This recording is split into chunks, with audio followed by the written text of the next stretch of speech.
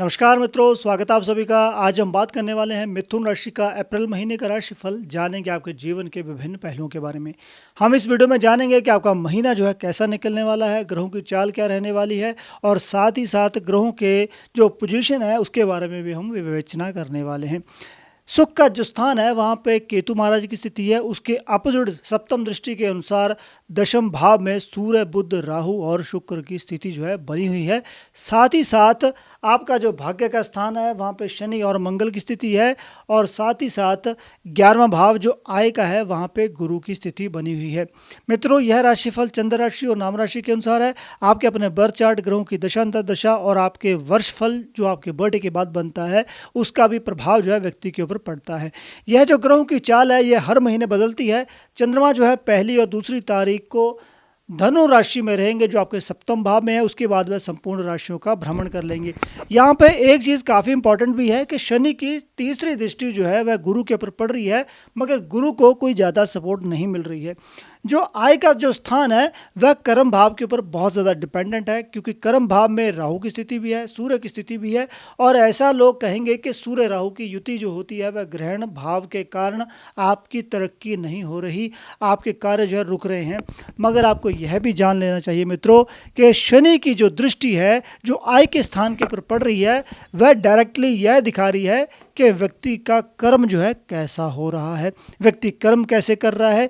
हालांकि सप्तम दृष्टि के आधार पे गुरु की जो दृष्टि है वह आपके पंचम भाव के ऊपर भी तो पड़ी रही है, जो संतान का है, जो विद्या का है। तो जिस तरह आप अपनी नॉलेज को, अपनी विद्या को यूज़ कर रहे हो, यूटिलाइज कर रहे हो, या आप समय तो नहीं खराब कर रहे, तो ये सारी चीज़ें होंगी जिसका आपके पैसे के ऊपर, आपकी आय के ऊपर, आपके काम के ऊपर असर पड़ने वाला है। आपके जो राशि के स्वामी हैं बुध हैं, बुध की स्थिति जो है वह दशम भाव में, मैं इसको काफ़ी मजबूत समझता हूँ। उसके पीछे रीज़न है मित्रों, समझिएगा। बुध की राहु के साथ मित्रता है, शुक्र के साथ भी वह न्यूट्रल रहता है। बट यहाँ पे हम इंडिविजुअली अगर देखेंगे तो दशम भाव के जो बुध हैं वह आपको चालाक व्यवसायी बना सकते हैं, वह आपको ऐसा व्यक्ति बना सकते हैं जिससे आप अपने काम को बढ़िया तरीके से कर सकते हो। आपके सामने जो रास्ते हैं अपनी बुद्धि के द्वारा आप खोल सकते हो। बल्कि सूर्य बुध की जो युति है जो 13 तारीख तक रहेगी वह भी काफ़ी प्रभावशाली रहने वाली है। और शनि और मंगल की जो युति है नवम भाव में वह भी काफ़ी मजबूत है। इससे भी आपको लाभ जो है अवश्य प्राप्त होगा। और शनि मंगल की जो युति है वह आपके भाग्य स्थान में यह भी इंगित कर रही है कि आपको भाग्य की सहायता जो है अवश्य ही प्राप्त होगी। यहाँ पे ग्रहों की जो चेंज है वह भी होगी। कैसे होगी? यहाँ पे जो मंगल है वह 23 तारीख को दशम भाव में चले जाएंगे। जब मंगल राहु की युति बनेगी तो राहु कोई गड़बड़ पैसे भी पैदा नहीं करेंगे, मगर उससे पहले भी सूर्य बुध की युति होगी, वह भी काफ़ी मजबूती प्रदान करेगी। और उसके साथ ही शुक्र की जो युति होगी गुरु के साथ, सूर्य के साथ आय के स्थान में, वह काफ़ी लाभ देती यहाँ पे दिख रही है। आय का जो स्थान है वह काफ़ी प्रभावशाली बन जाएगा और ग्रहों की जो चाल है आपको धन कमाने के अवसर जो है अवश्य ही प्रदान करेगी। कई सारी चीज़ें हैं जो हम समझते हैं कि आपको किन बातों का थोड़ा सा ध्यान रखना है, वह भी काफ़ी ज़्यादा इम्पॉर्टेंट है। वह क्या है? जब राहु, बुध और शुक्र की युति रहेगी, क्योंकि 13 तारीख को सूर्य जो है वह गुरु के साथ युति करेंगे, राहु बुध और शुक्र की युति रहेगी। उस समय अगर आप नए संबंध बनाना चाहते हैं, शादी करना चाहते हैं, वह जो 10 दिन है उस ड्यूरेशन के दौरान आपको शादी करनी नहीं चाहिए।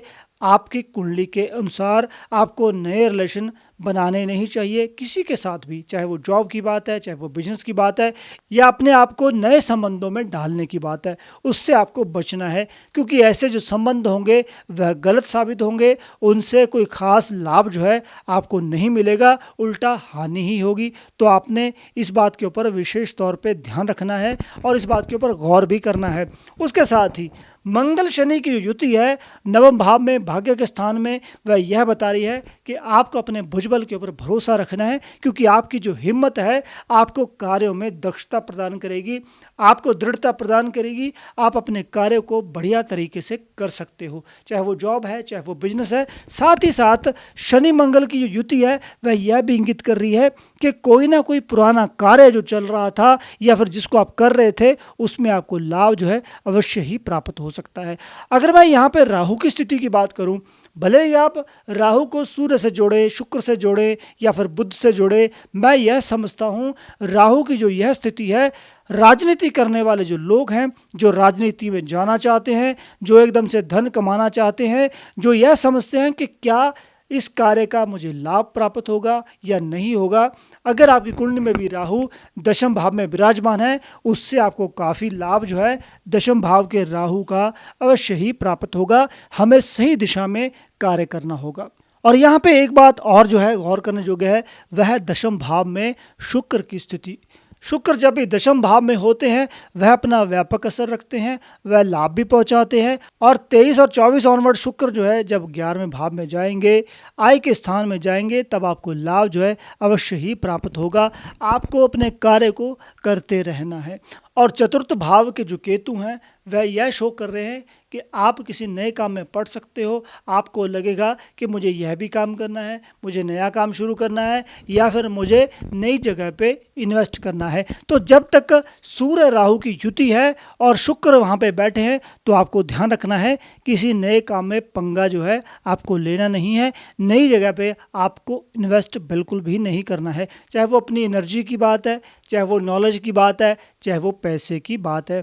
यहाँ पे कई सारी चीज़ें हैं, जैसे हमने बात करी है कि पार्टनर के द्वारा लाभ हो सकता है, या फिर आप अपने पार्टनर के साथ 24 तारीख के बाद किसी चीज़ में इन्वेस्ट करते हो तो वहाँ पे लाभ के योग जो हैं बनते दिख रहे हैं।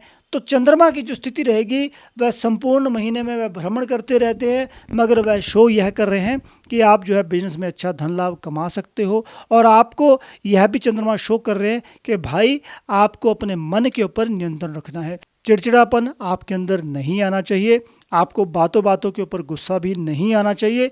अगर आप आगे बढ़ना चाहते हैं, धन लाभ कमाना चाहते हैं, नॉलेज अर्जित करना चाहते हैं, किसी एग्ज़ाम को क्रैक करना चाहते हैं, तो सुख स्थान के जो केतु हैं वह यह कह रहे हैं कि भाई शांत होकर चलिए, ध्यान से चलिए, जल्दबाजी करनी नहीं है। अगर आप जल्दबाजी नहीं करेंगे तो लाभ जो है अवश्य ही प्राप्त होगा। आय के स्थान के जो स्वामी हैं वह मंगल हैं, और उसके साथ ही सूर्य जो है 13 तारीख को उच्च की स्थिति में भी हो जाएंगे, क्योंकि 13 तारीख को सूर्य की जो भ्रमण है वह आपकी मेष राशि में होगा। तो जब सूर्य और गुरु की युति बनेगी वह भी आपके लिए लाभकारी रहने वाली है। आपके इष्ट के द्वारा आपको लाभ प्राप्त होगा, और उसके साथ ही आपका भाग्य जो है आपको साथ देने लग जाएगा। और उसके साथ ही आपने अपने कर्म के ऊपर बिल्कुल ही भरोसा रखना है। आपको आपके कर्म के द्वारा अच्छा धन लाभ जो है अवश्य प्राप्त होगा। और आप जो है अगर सही दिशा में कार्य कर रहे हैं तो वह जो चीज़ है वह व्यर्थ बिल्कुल भी नहीं जाएगी। तो मैं आपको जाते जाते यह भी रिक्वेस्ट करना चाहूँगा, हमारे चैनल के ऊपर जो विभिन्न प्रकार की वीडियोस हैं, चाहे वो न्यूमरोलॉजी से रिलेटेड है, चाहे वो टैरो कार्ड से रिलेटेड है, चाहे वो महीने का राशिफल है, उसके साथ ही साथ हर महीने की मंथली प्रेडिक्शन है जो न्यूमरोलॉजी के अनुसार है, उसको देखना आप मत भूलेगा। उनसे आपको काफ़ी ज़्यादा लाभ भी प्राप्त होगा। तो मित्रों, इस वीडियो में इतना ही। आई होप यह वीडियो आपको अच्छी लगी होगी। तो कृपया हमारे चैनल को सब्सक्राइब, लाइक और शेयर जो है अवश्य कीजिएगा। धन्यवाद।